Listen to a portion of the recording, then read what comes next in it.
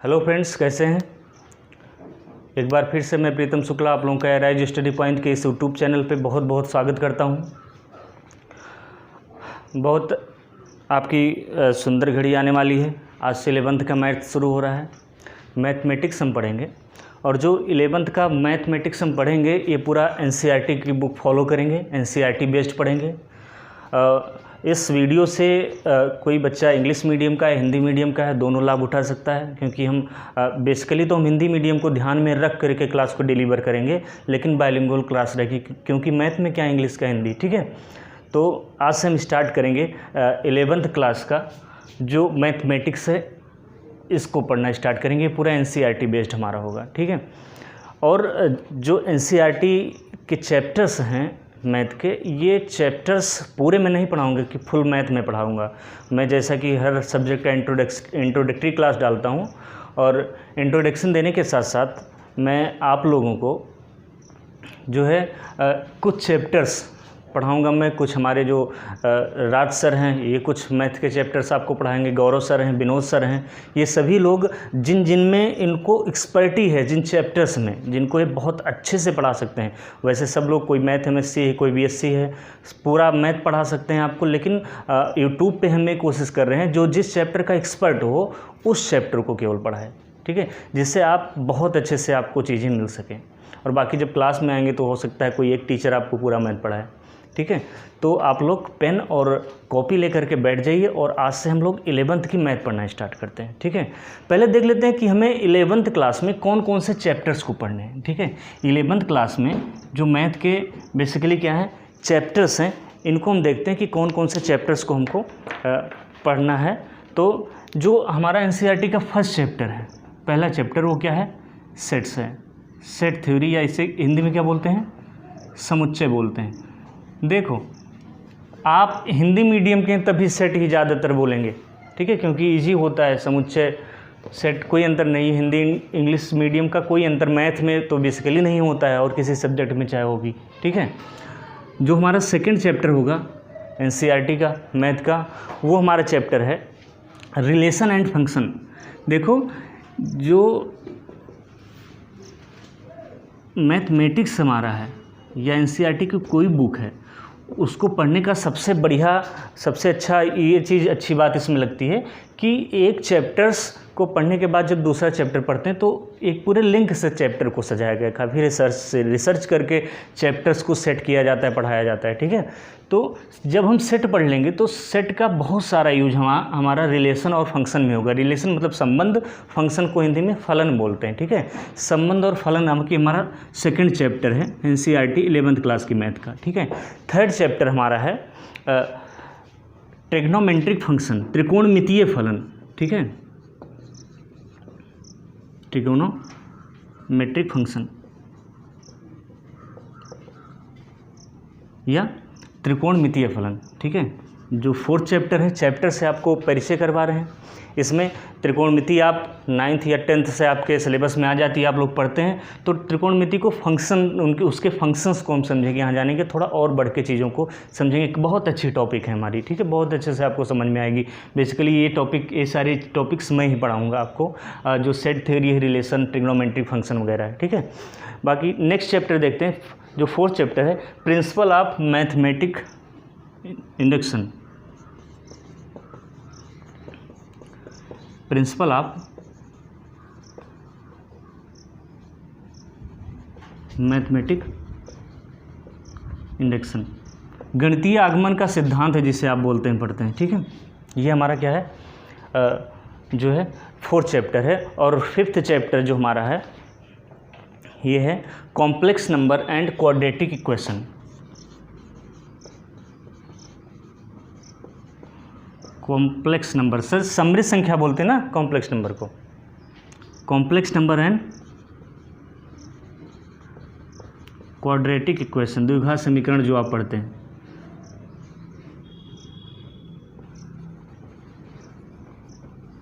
इन सब चैप्टर्स के नाम है, महज नाम है, कुछ इसमें समझना नहीं है। जो हमारा सिक्स्थ चैप्टर है ये है लीनियर इनइक्वलिटीज़,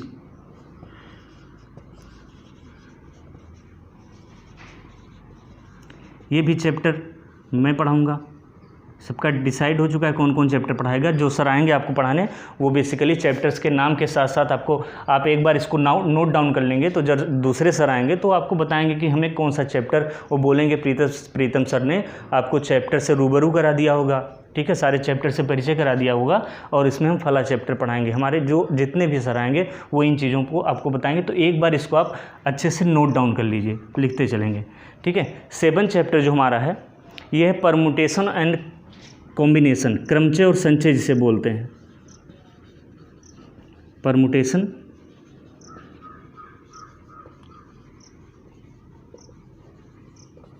एंड कॉम्बिनेशन, ठीक, क्रमचय और संचय बोलते हैं इसको हिंदी में। एंड नेक्स्ट चैप्टर देखते हैं बाइनोमियल थ्योरम।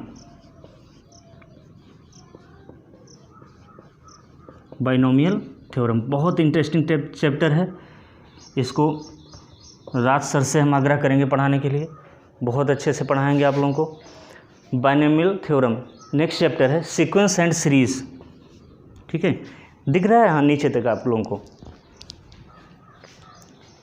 ठीक है, अभी दिख रहा होगा, सीक्वेंस एंड सीरीज, ठीक है। इसको कोशिश करेंगे हम ही पढ़ाने की।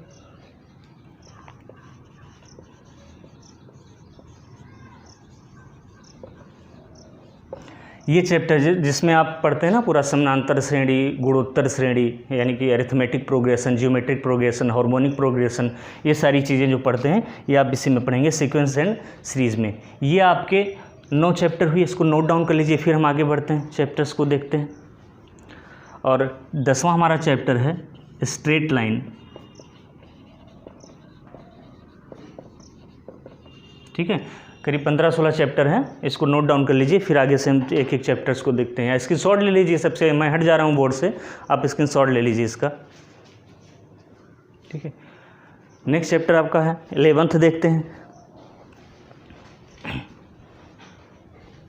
मैं सामने से बोर्ड से जब हटूँ तो आप लोग लिख लिया कीजिए या स्क्रीन शॉट ले लीजिए कीजिए वीडियो को पॉज करके थोड़ा सा, ठीक है। नेक्स्ट चैप्टर जो हम देखेंगे हमारे 11th जो मैथमेटिक्स है एनसीईआरटी की, कॉनिक सेक्शंस इसमें पढ़ेंगे 11th चैप्टर में, ठीक है। इसमें जो बैलेंस हम ये पूरी चीज़ें आप पढ़ते हैं, ठीक है। नेक्स्ट चैप्टर में हम देखेंगे कॉनिक सेक्शन के बाद में introduction of 3 dimensional, 3D geometry पढ़ेंगे इसमें,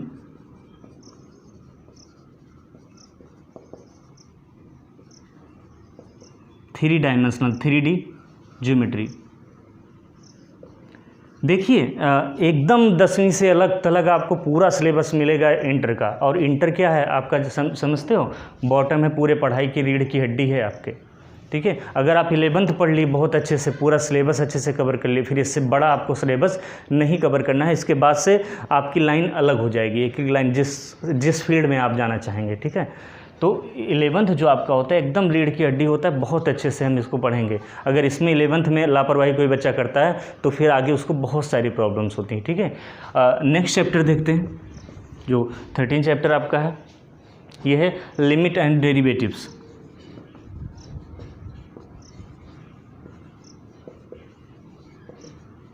ये गौरव शुक्ला सर आपको पढ़ाएंगे बहुत अच्छे से। जैसे आप टेबल पढ़ते हैं ना 2 1 जा 2 2 2 जा 4, उस तरीके से आपको पूरा अवकलन रटाएंगे।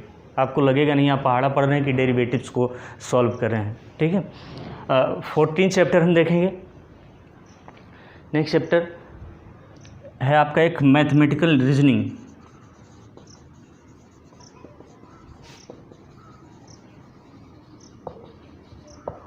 मैथमेटिकल रीजनिंग ये आपका क्या है 14 चैप्टर है। और नेक्स्ट चैप्टर में हम देखते हैं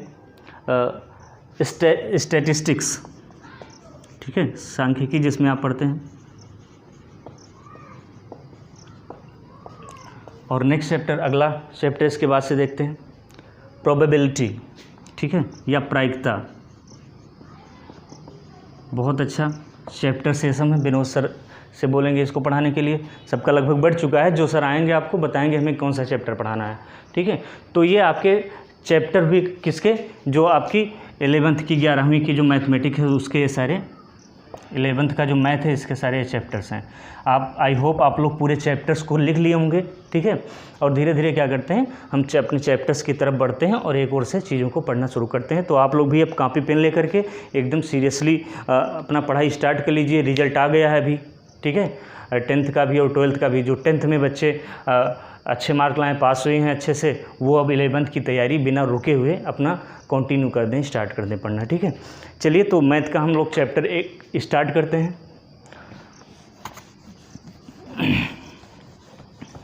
आप लोगों को कोशिश करना है कि आप पेन और पेपर ले करके ही बैठें इन सारे चैप्टर्स को पढ़ने के लिए। मेरी इस बात को आप लोग इग्नोर या नज़रअंदाज बिल्कुल नहीं करेंगे, ठीक है।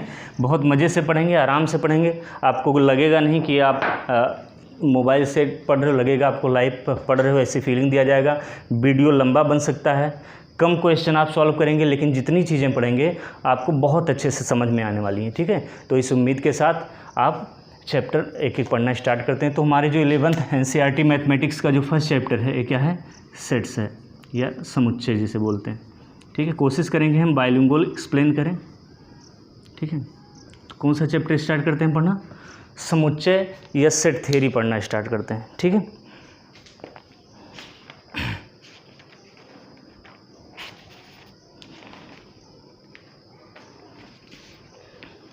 देखिए, एक बहुत अच्छी बात आपको बताते चल रहे हैं साथ साथ। देखो, यहाँ हमारे प्रयागपुर विशेश्वर का बेसिकली ट्रेडिशन क्या है पढ़ाने का, कि लोग बस नाम डाले और एक एक्सरसाइज 1.1 स्टार्ट किए, क्वेश्चन सवाल लगाना स्टार्ट कर दिए, सॉल्व करवाना।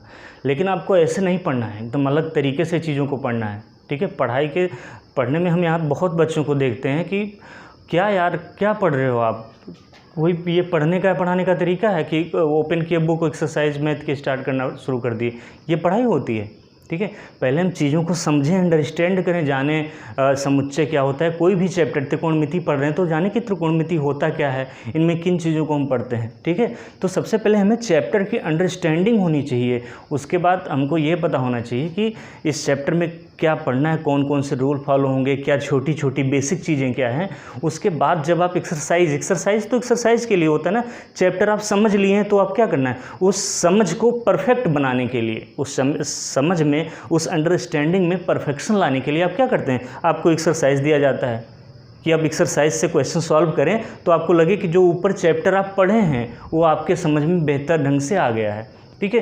तो ये पढ़ने का हमारा एक्सरसाइज इसलिए होता है कि जो आप चैप्टर पढ़े, अंडरस्टैंड किए, उसको समझ में आ गया है कि नहीं, ये आपको बात पता चल जाए। दूसरी बात ये हो कि आपको उस चैप्टर में परफेक्शन आ जाए, ठीक है। इसलिए हम एक्सरसाइज हमको दिया जाता है, पढ़ते हैं, ठीक है। तो सबसे पहले हम कॉन्सेप्ट को समझेंगे, चीज़ों को समझेंगे, अंडरस्टैंड करेंगे, लर्न करेंगे। उसके बाद मैं गारंटी लेता हूँ, मैं दावा लेता हूँ कि मैं एक्सरसाइज के क्वेश्चन आपको करवाऊँगा। लेकिन अगर नहीं भी करवाऊंगा ना, छोड़ दूंगा एक दिन के लिए कि आप कल करिएगा क्वेश्चन, आप 90% एक्सरसाइज कर लेंगे। मैं 1-2 क्वेश्चन चाहे मुझे बताना पड़े जो आपको डाउट लगे, जो आपसे ना सॉल्व हो, और बाकी आप खुद कर लेंगे। इतने अच्छे से हम चीज़ों को, सभी टीचर्स को मैं सजेशन अपने यहाँ का देता हूँ जो मेरे टीम में बेसिकली हैं, कि पहले आप कॉन्सेप्ट को क्लियर कीजिए एकदम। जब बच्चे को कॉन्सेप्ट क्लियर हो जाएगा तो एक्सरसाइज तो एक्सरसाइज है ना, हमको अभ्यास के लिए दिया गया है कि जो हम चैप्टर पढ़ लिए हैं, जो पढ़ चुके हैं, उसमें हम परफेक्ट हो जाएं, ठीक है। देखें कि कहीं कमी तो नहीं रह गई, इसलिए एक्सरसाइज दिया जाता है,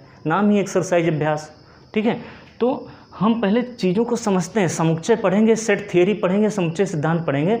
तो सबसे पहले हम इसको समझेंगे क्या होता है, समुच्चय क्या है, आखिर इसमें क्या चीज़ हमको पढ़ना है, ठीक है। तो स्टार्ट करते हैं पढ़ना, ठीक है।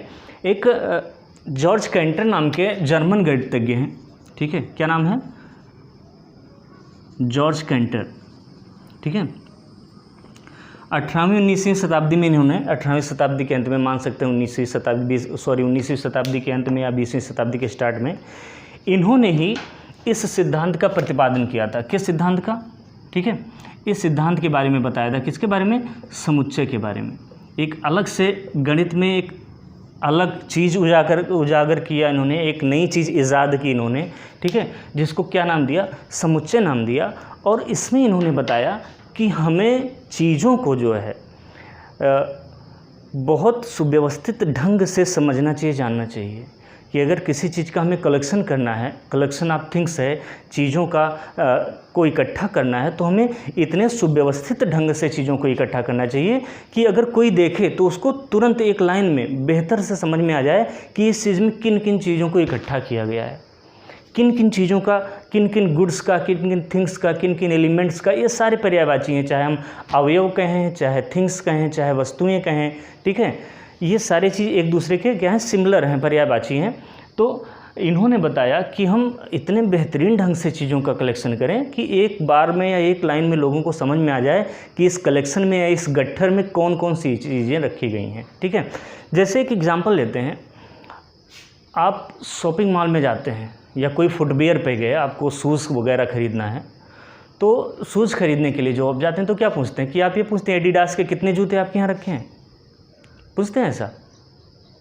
क्या पूछे वुडलैंड के कितने जूते आपके, कितने शूज़ आपके पास हैं, हमें भी लेना है यार, सारे शूज़ दिखाइए?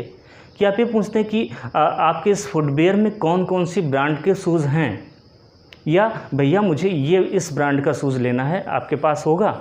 आप इस तरीके से पूछते हैं ना, तो बताता है हमारे पास वुडलैंड का भी ब्रांड है, वुडलैंड के भी शूज़ हैं, एडिडास के हैं, पूमा के हैं, नाइकी के हैं, ठीक है, कैंपस के हैं, लिबर्टी के हैं, बहुत सारी ब्रांड्स आपको गिनाता है, ठीक है।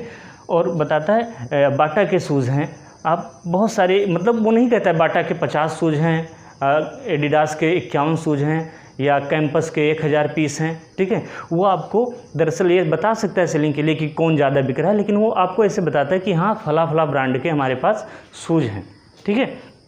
तो आपको क्लियरिटी हो जाती है कि हाँ हमको अगर इस ब्रांड से लेना है शूज़ तो हम यहाँ पर रुकें, नहीं तो यहाँ से जाएं। तो उन्होंने बस यही चीज़ बताया कि जो हमें कलेक्शन करना है चीज़ों का, वो इतना सुव्यवस्थित हो कि लोगों को तुरंत अच्छे से स्पष्ट रूप में समझ में आ जाए, ठीक है। वो नहीं बताता कि हमारे पास 50 पीस एडिडास के रखे हैं। आप 50 पीस का कोई मतलब है यहाँ पर? जब आप उससे शूज़ पूछ रहे हैं कौन से ब्रांड का है, अगर वो बताने लगा कि आप पूछे भैया किस ब्रांड का शूज़ है, वो बोलने लगा 50 शूज़ एडिडास के हैं, 51 शूज़ कैंपस के हैं, और उसके बाद में लिबर्टी के इतने शूज़ हैं, तो आप तुरंत खिसक लेंगे वहाँ से, यार पागल है क्या, हम तो पूछ रहे हैं कि कौन सा ब्रांड का आपके पास शूज़ है, ये तो पूरा एक ये गिना रहा है, फर्जी बोल रहा है, ठीक है। तो यही बताया इसको कि हमें सुव्यवस्थित एक सिस्टमेटिक अरेंजमेंट में हमें चीज़ों को कलेक्ट करना है, कलेक्शन करना है। तो बेसिकली हम समुच्चय में पढ़ते हैं, क्या पढ़ते हैं, कलेक्शन ऑफ थिंग्स पढ़ते हैं, वस्तुओं का संग्रह पढ़ते हैं, और इन वस्तुओं का संग्रह किस वे में पढ़ते हैं, एक सिस्टमेटिक वे में पढ़ते हैं, एक सुव्यवस्थित ढंग से पढ़ते हैं। और इसी पढ़ने के सब्जेक्ट को या विषय को हम क्या बोलते हैं, सेट बोलते हैं या समुच्चय बोलते हैं, ठीक है। समुच्चय, सेट, कलेक्शन, ये सब एक ही चीज़ है, ठीक है। कहने का मतलब है कि समुच्चय में हम पढ़ते हैं कि चीज़ों का जो कलेक्शन करना है वो कितने सुव्यवस्थित ढंग से करना है, ठीक है। तो अगर इसके हम डिफिनीशन पर जाएं कि आखिर सेट होता क्या है, समुच्चय होता क्या है, तो हम कह सकते हैं कि जो वस्तुएं होती हैं, ठीक है, इन वस्तुओं का जो सुव्यवस्थित कह सकते हैं या सुपरिभाषित वस्तुओं का जो है सुपरिभाषित संग्रह होता है, वस्तुओं का सुपरिभाषित संग्रह ही क्या कहलाता है, हमारा समुच्चय कहलाता है, सेट कहलाता है। अभी आप एग्जाम्पल्स इसके देखेंगे तो आपको समझ में आएगा कि सुपरिभाषित आखिर संग्रह है क्या, किस बात की हो रही है। आपको एक व्यवहारिक एग्जाम्पल लेकर के बताएं, आपको पता ही चल गया होगा ना कि कुछ फर्जी चीज़ें, कुछ से लग रहा है कि हाँ एकदम टू द पॉइंट बात कर रहा है, तो आपको यहाँ पे टू द पॉइंट बात करना है, ठीक है। कहने का मतलब अगर हम वस्तुओं का, ठीक है, कैसा संग्रह करते हैं, सुपरिभाषित संग्रह करते हैं, तो क्या बोलते हैं, उसे सेट बोलते हैं या समुच्चय बोलते हैं, इंग्लिश में कह सकते हैं, ठीक है। A set is well-defined collection of things. A set is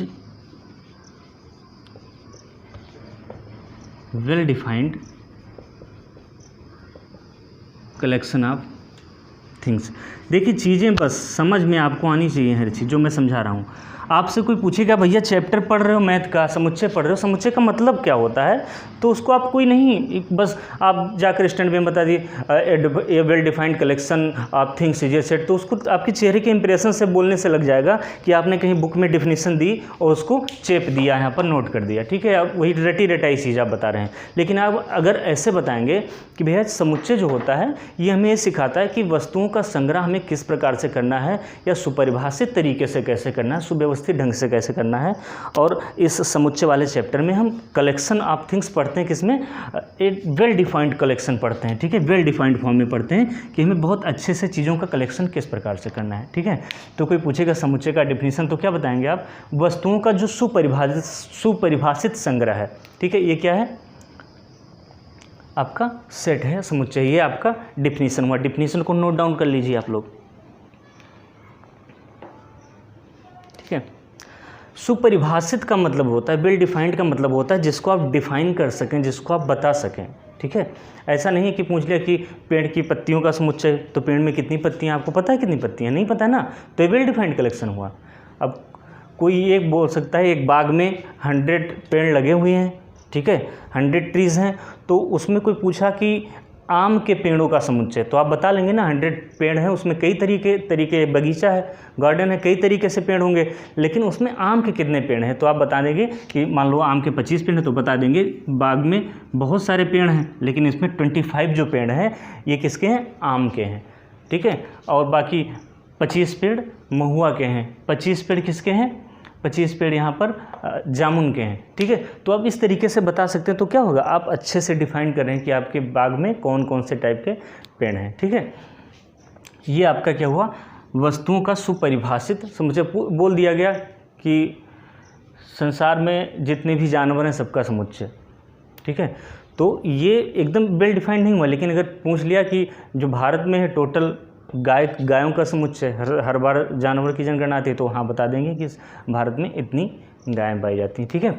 तो कुल मिलाकर के जब वस्तुओं को हम किस तरीके से सुपरिभाषित ढंग से हम चीज़ों को लिखेंगे, तो उसी लिखने की पद्धति को हम किस फॉर्म में लिखते हैं, समुच्चय के फॉर्म में लिखते हैं, उसे क्या बोलते हैं, सेट बोलते हैं, समुच्चय बोलते हैं। आई होप, मैं उम्मीद करता हूँ आपको ये चीज़ें डिफिनीशन बहुत अच्छे से समझ में आई होंगी, ठीक है। इसको नोट डाउन कर लीजिए, फिर चीज़ों को आगे बढ़ते हैं, छोटी छोटी बेसिक चीज़ों को पहले कवर करते हैं, समझते हैं कि जब हम क्वेश्चन सॉल्व करें सेट थियरी के तो कोई प्रॉब्लम हमको ना आए, ठीक है। चलिए आगे चलते हैं।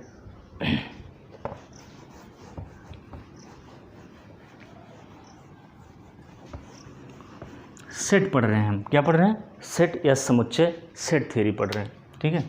देखो सेट में हम पढ़ते समय कि क्वेश्चन सॉल्व करने में हमको बहुत इजी लगे, बहुत छोटी छोटी बातों को हम देखेंगे, ठीक है। सबसे पहले हम एक चीज़ पढ़ते हैं कि हम इसका रिप्रेजेंटेशन कैसे करते हैं, निरूपण कैसे करते हैं, ठीक है। क्या पढ़ेंगे पहली हेडिंग में, अभी आप जान गए समुच्चय किसे कहते हैं। अब देखते हैं कि समुच्चय को हम लिखेंगे कैसे, रिप्रेजेंट कैसे करेंगे, ठीक है। समुच्चय का निरूपण क्या बोलते हैं, समुच्चय का निरूपण या रिप्रेजेंटेशन ऑफ सेट।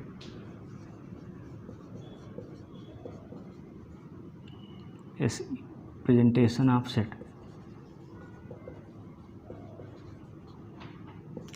इसमें पहले हम बेसिक बातों को समझेंगे, फिर 2 मेथड सेट के रिप्रेजेंटेशन के दिए हैं उसको हम समझेंगे, ठीक है। तो क्या पढ़ने जा रहे हैं, रिप्रेजेंटेशन ऑफ सेट या समुच्चय का निरूपण कैसे करेंगे, कि जो well defined collection of set होता है इसको हम लिखते कैसे हैं, कैसे शो करेंगे, ठीक है। देखो कलेक्शन की चर्चा होगी आप में,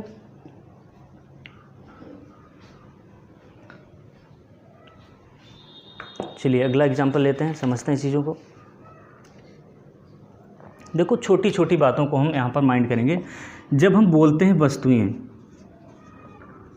या क्या बोलते हैं एलिमेंट या अवयव, ठीक है, तो बेसिकली जो वस्तुएं हैं या अवयव हैं ये क्या है, सेट के अंदर जितने भी गुड्स हैं उसके लिए, चाहे वस्तुएं बोलें या अवयव बोलें, एलिमेंट बोलें, क्या है, कोई समुच्चय है और उस समुच्चय में फला फला एलिमेंट है, ठीक है। उन एलिमेंट्स के लिए हम वस्तुओं का कभी कभी प्रयोग करते हैं, कभी कभी किसका, एलिमेंट या अवयव का प्रयोग करते हैं, ठीक है। और दूसरी बात देखते हैं, समुच्चय को या सेट को हम जनरली जो है समुच्चय को या सेट को प्रायः जो इंग्लिश अल्फ़ाबेट का कैपिटल लेटर होता है उससे हम डिनोट करते हैं, ठीक है। या जो अंग्रेजी आपका वर्णमाला होता है, अल्फ़ाबेट होता है,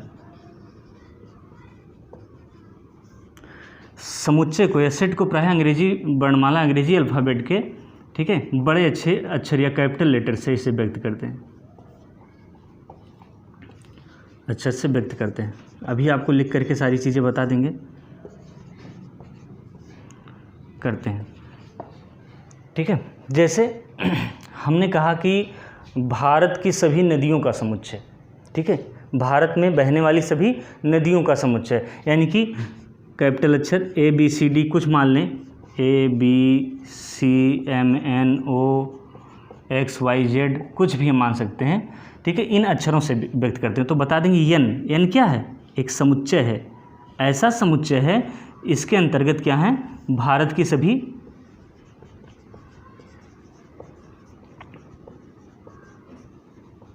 देखिए एकदम सुव्यवस्थित चीज़ बता रहा है नहीं। अगर कोई कहे कि इसमें नील नदी आएगी, अगर कोई बोले कि जो यन कैसा एक समुच्चय है, यन में क्या है, भारत की सभी नदियां हैं, कोई कहे क्या इस यन वाले समुच्चय में नील नदी आएगी, तो आप बता देंगे नहीं, इस कलेक्शन में नील नदी नहीं आएगी, क्योंकि इसमें कि कौन सी नदियां हैं, भारत की नदियों का यह समुच्चय है। किसका समुच्चय है, भारत की नदियों का समुच्चय है।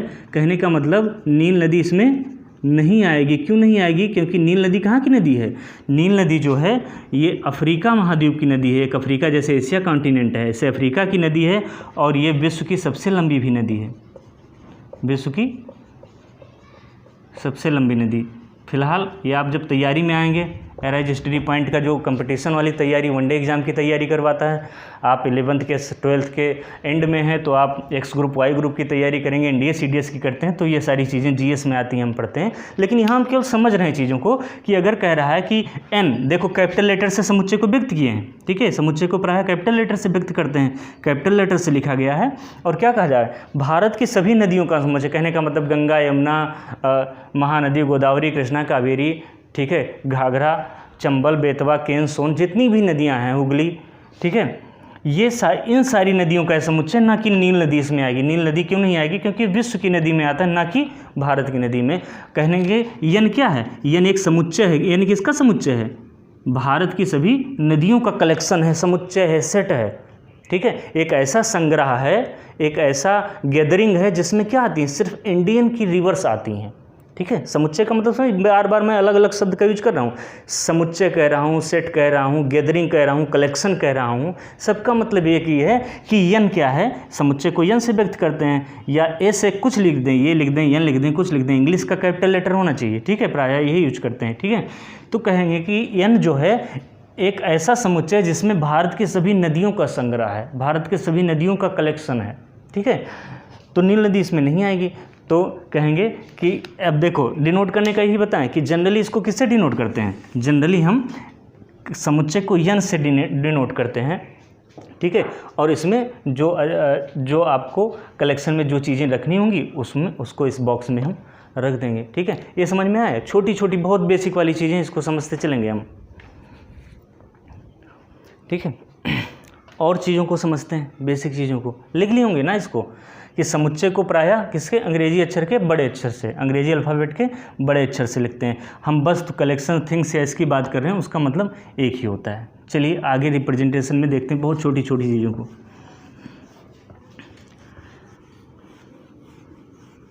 देखो अगर हम एक बात आपसे कहें कि आपको पता लिखना है अंग्रेजी वर्णमाला के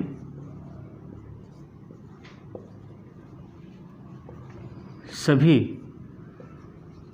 स्वर अक्षरों का समुच्चय, किसके, चीज़ों को आप समझिएगा, ये मत सोचिएगा कहाँ से एग्जाम्पल आ रहा है, क्या आ रहा है। एक्सरसाइज करवाएंगे तो आपको एक्सरसाइज बहुत अच्छे से आप सॉल्व करेंगे। अंग्रेजी वर्णमाला के सभी स्वरों का समुच्चय, स्वर अक्षरों का समुच्चय, ठीक है, किसका समुच्चय, अंग्रेजी वर्णमाला के सभी स्वर अक्षरों का समुच्चय। तो इसको बताया ना समुच्चय को एक इंग्लिश अल्फ़ाबेट कोई अक्षर मान लीजिए, वी मान लीजिए, वी मतलब वॉवेल होता है तो वी से ही मान लिए हम, ठीक है। यानी कि वी में क्या क्या चीज़ें हैं, जो वी वाला बॉक्स है, वी वाला गट्ठर है, इसमें कौन सी चीज़ें आएंगी बताइए। वी एक समुच्चय है और ये इस प्रकार का समुच्चय है। वी कैसा समुच्चय है जिसमें अंग्रेजी वर्णमाला के सभी कौन से अक्षर आते हैं, ओवेल्स आते हैं, स्वर आते हैं, ठीक है। ओवेल या स्वर, ठीक है, किसका समुच्चय, अंग्रेजी वर्णमाला के सभी ओवेल्स का समुच्चय। तो देखो अंग्रेजी वर्ण ओवेल में क्या आएंगे, ए, ई, आई, ओ, यू, यानी कि वी कैसा समुच्चय है, वी क्या है, एक समुच्चय है जिसमें क्या है, सभी अंग्रेजी वर्णमाला के क्या हैं, अक्षर हैं, ए, ई, आई, ओ, यू, ठीक है। ये बताइए ये क्या है आपका वी, ये किसको इंडिकेट कर रहा है, समुच्चय को इंडिकेट कर रहा है, सेट को इंडिकेट कर रहा है। और इस समुच्चय में जो वस्तुएं हैं, जो थिंग्स हैं या जो एलिमेंट हैं, अवयव हैं, वो क्या हैं, ए अवयव है, ई है, आई है, वो है और यू है।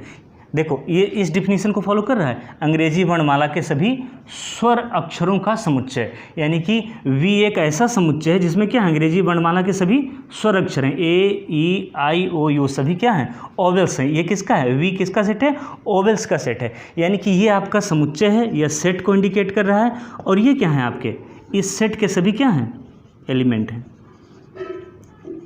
इस सेट के सारे क्या हैं, एलिमेंट्स, यानी कि कह सकते हैं कि ए एलिमेंट किस समुच्चय है, वी समुच्चय का एलिमेंट है। ये किसका है, ये एलिमेंट जो है किस समुच्चय का है, वी समुच्चय का है। ई एलिमेंट किसका है, वी समुच्चय का है। देखो इस संबंध में या ए वी में है, ई किस में है, वी समुच्चय में है, आई किस समुच्चय में है, वी समुच्चय का पार्ट है। देखो आई किसका है, वी का है, या वी समुच्चय में आई है, दोनों एक ही बात है। वो किसका पार्ट है, वी समुच्चय का है। यू किसका पार्ट है, वी समुच्चय का पार्ट है, ठीक है।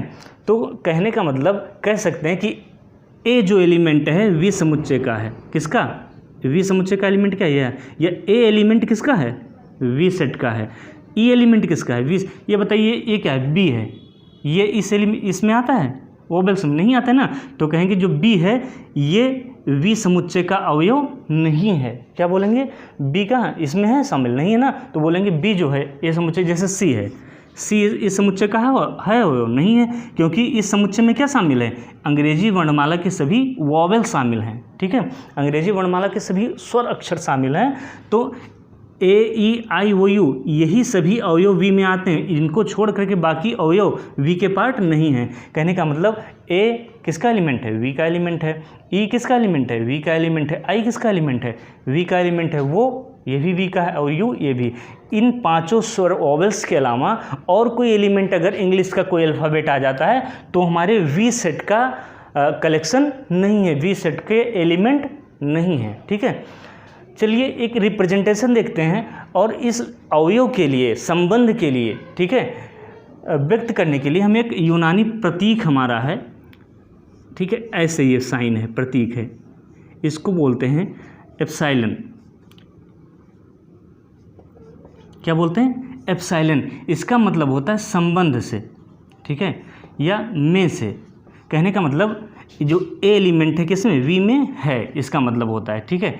इसको ऐसे लिखते हैं, जैसे भी देखो जो वर्ड्स में भी बोल रहे हैं इसको हम रिप्रेजेंट कैसे करते हैं, लिखते कैसे हैं।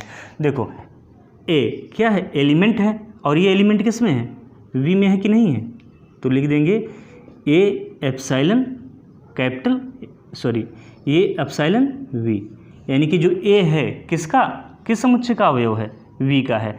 जैसे ये बताइए ई एप्सिलॉन वी, इसका मतलब ई जो एलिमेंट है ये वी समुच्चय का है, ई एलिमेंट किस में है, वी समुच्चय में है।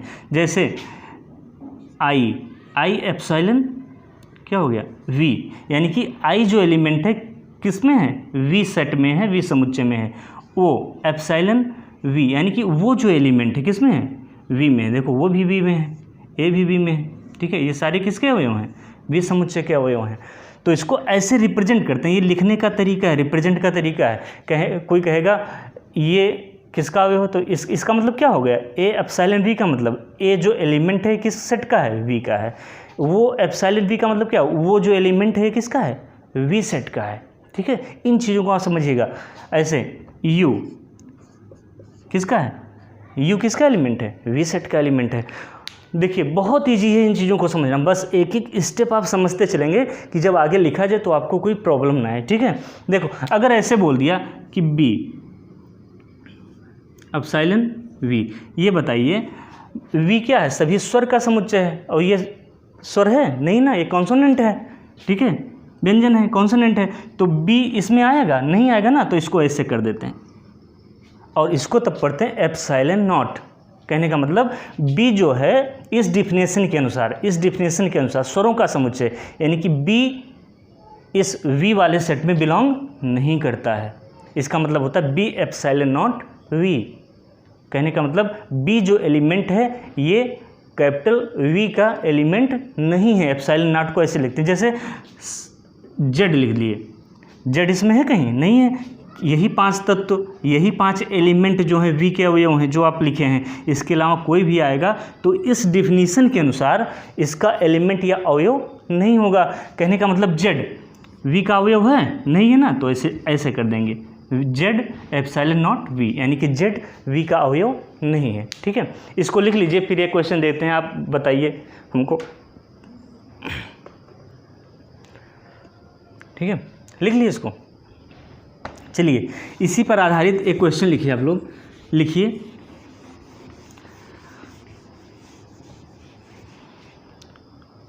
सात से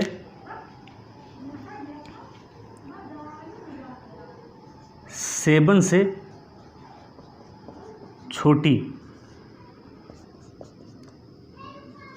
प्राकृतिक संख्याओं का समुच्चय, 7 या 7 से छोटी किसका, प्राकृतिक संख्याओं का समुच्चय। इसको कैसे आप देखेंगे, पहले देखो ए में लिखेंगे, यानी कि ये क्या है, एक समुच्चय मान लिए कि let A is a set, और इस सेट में जो है कौन कौन सी संख्याएं आएंगी इस गठरी में, ठीक है, इस कलेक्शन में कौन कौन सी संख्या आएंगी, 7 से छोटी प्राकृतिक संख्याएं। तो प्राकृतिक संख्याएं जानते हैं, देखिए इसका बहुत यूज पड़ेगा। आप अगर नहीं आपको रिकॉल हो रहा हो अभी, तो मेरा 9th क्लास का एक वीडियो पड़ा है, उसको आप देख लीजिए मैथ का, तो उसमें बताया गया कि नेचुरल नंबर प्राकृतिक संख्याएं क्या होती हैं, ठीक है, होल नंबर्स क्या होती हैं, उसके बाद में इंटीजर्स क्या होते हैं, पॉजिटिव इंटीजर्स क्या होते हैं, निगेटिव इंटीजर्स क्या होते हैं, ठीक है, रेशनल नंबर क्या होती है, इरेशनल नंबर क्या होते हैं, रियल नंबर क्या होते हैं, इन सबको बहुत अच्छे से समझाया गया है। और यहाँ पर हमेशा इन चीज़ों की ज़रूरत पड़ेगी। अभी तो हम लिख दिए आपको छोटा सा एग्जाम्पल ये समझाने के लिए कि 7 से छोटी प्राकृतिक संख्याओं का समुच्चय, बोल देता 7 से छोटी धन पूर्णांकों का समुच्चय, या 7, तब भी यही एलिमेंट्स आ जाते, यही बोल देता 7 से छोटी सम धन पूर्णांकों का समुच्चय। तो धन पूर्णांक बोला तो नहीं है, तो दिमाग में ऐसे उलझन हो जाएगी कि आखिर क्या कह रहा है। लेकिन आपको पॉजिटिव इंटीजर्स पता होना चाहिए क्या होता है, क्योंकि अब 9-10 में ये चीज़ें पढ़ चुके हैं। जब नंबर सिस्टम से स्टार्ट होता है, पहला चैप्टर रियल नंबर ही है, 9th में भी 10th में, तो आपको सारे नंबर्स पता होना चाहिए। और सबका इंडिकेशन कि कोई लिख दिया Z+, तो इसका मतलब क्या हुआ, ठीक है, ऐसे लिखा रहेगा छोटा सा। और जब रोस्टर या सेल्ड बिल्ड मेथड आप पढ़ेंगे तो उनमें इन चीज़ों का प्रयोग बार बार होगा डिफिनीशन में, ठीक है, तो ये पता होना चाहिए। कोई लिख दिया R+, तो क्या हो गया, ये सब पॉजिटिव रियल नंबर्स होंगे, ठीक है। R नेगेटिव कहीं लिखा है तो नेगेटिव रियल नंबर्स हो गई, ठीक है। इस तरीके से आपको वो चीज़ें पता होनी चाहिए। वो चीज़ यहाँ हम बताने लगेंगे, फिर से नंबर सिस्टम पढ़ाने लगेंगे, तो ये टॉपिक आपका नहीं हो पाएगा। तो जिनका कमज़ोर है या जो बेसिक में नहीं इसको पढ़े 9th-10th में, वो मेरा 9th का वीडियो जो नंबर सिस्टम का फर्स्ट वीडियो, सेकंड वीडियो, उसको आप देख लेंगे, ठीक है। तो देखिए ए क्या है, ए क्या है, एक सेट है, एक समुच्चय है जिसमें क्या 7 से छोटी प्राकृतिक संख्या है। तो कौन कौन सी संख्या, 1, 2, 3, 4, 5, 6, यानी कि 1, 2, 3, 4, 5, 6, ये क्या है, देखो 7 से छोटी, 7 ले आएंगे तो 7 बराबर हो जाएगा, 7 से बड़ी हो जाएगी फिर 8, ठीक है। 7 से छोटी ये 1, 2, 3, 4, 5, ये सब क्या है, 7 से छोटी प्राकृतिक संख्याओं का समुच्चय है। अब देखो इसमें आप खुद आप मेहनत करिए, लिख करके बताइए कि किन एप्सिलॉन नॉट या ए में कौन से अवयव हैं कौन से नहीं, ये बताइए। ये क्या है, 8 एक अवयव है कि नहीं है, इसमें आपको फिलअप करना है, एप्सिलॉन फिलअप करना है या एप्सिलॉन नॉट फिलअप करना है, ठीक है, 2 फिलअप करना है। एक सवाल आपका ये है, दूसरा क्वेश्चन आपका है 2, ये यहाँ डॉट में आपको फिलअप करना है चीज़ों को, ठीक है। तीसरा क्वेश्चन, ठीक है 5A, यहाँ अपसाइलन या अपसाइलन नॉट, इन दोनों में से किसी एक को फिलअप करना है यहाँ पर। फोर्थ क्वेश्चन दे रहे हैं, ठीक है 9। फिफ्थ क्वेश्चन आपका है 3। छठवां क्वेश्चन आपका है 1, ठीक है। इसमें क्या भरना है, अपसाइलन नॉट, यानी कि कौन सा ए का तत्व है कौन सा नहीं है। अगर 8 अपसाइलन नॉट ए मतलब 8 ए का तत्व नहीं है, ठीक है। इनमें आपको बॉक्स में भरना है, जैसे आपको पिछला एग्जाम्पल बताया गया है। इसमें 2 क्वेश्चन कोई हम सॉल्व कर दें, जो आप बताइए, ठीक है, आपको समझाने के लिए। देखिए इसमें क्या है, चलिए ये क्वेश्चन लेते हैं 3, 5वां नंबर क्वेश्चन। 3 क्या है, ए का तत्व है कि नहीं है। देखिए यहाँ पर है ना 3 ए का एलिमेंट है, तो यहाँ का क्या भरेंगे, एप्सिलॉन, 3 एप्सिलॉन ए, यानी कि 3 ए का अवयव है, ठीक है। एक क्वेश्चन और कोई बताइए जिसको सॉल्व करें हम। एक क्वेश्चन और देखते हैं, ये देखिए 4th क्वेश्चन। 9, इसमें क्या भरेंगे, एप्सिलॉन नॉट भरेंगे। क्यों, क्योंकि 9 ए का एलिमेंट नहीं है कहीं इसमें, नहीं है ना। तो इस तरीके से आपकी एक्सरसाइज में भी क्वेश्चन मिलेंगे, ठीक है। चलिए आगे देखते हैं। देखो कॉन्सेप्ट पढ़ने के बाद हम एक्सरसाइज करेंगे, एक क्वेश्चन एक्सरसाइज का करेंगे, लेकिन पहले आप चीज़ों को अच्छे से समझ लीजिए, ठीक है। देखो ये समुच्चय का निरूपण है, रिप्रेजेंटेशन है, इसको हम 2 फॉर्मेट में करते हैं, 2 फॉर्म में करते हैं, ठीक है। समुच्चय का जो रिप्रेजेंटेशन है, सेट का जो रिप्रेजेंटेशन है,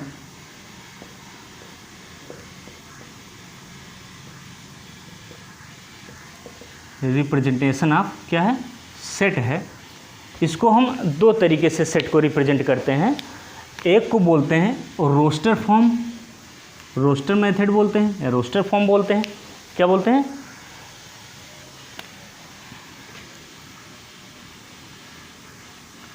रोस्टर फॉर्म, या इसी को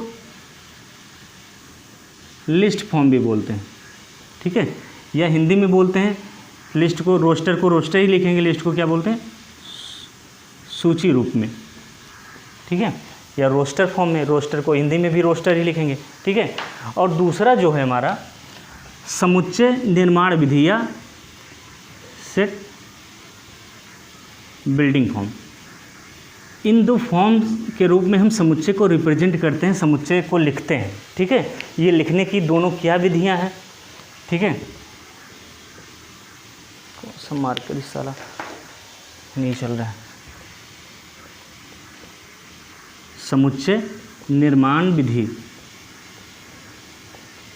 जो जॉर्ज कैंटर महोदय ने बताया कि समुच्चय एक वेल डिफाइंड कलेक्शन होता है, लेकिन इसको हम मैथमेटिक्स में रिप्रेजेंट कैसे करेंगे, तो इसके लिए मैथ्स में 2 विधियां हैं, 2 हमारे फॉर्म हैं। इन फॉर्म्स में हम क्या करते हैं, इस वेल डिफाइंड कलेक्शन को अर्थात सेट को हम रिप्रेजेंट करते हैं, लिखते हैं, ठीक है। तो रोस्टर फॉर्म क्या है या सेट बिल्डिंग फॉर्म क्या है, दोनों में अंतर क्या है, इन चीज़ों को हम अपने अगले वीडियो में समझेंगे। आप वीडियो के साथ बने रहिए, बहुत अच्छे से चीज़ें समझ में आएंगी।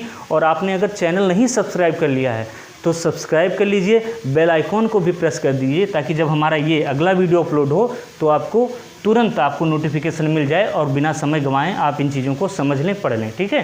Thank you very much. मिलते हैं नेक्स्ट वीडियो में, ठीक है, बने रहिए। Thank you.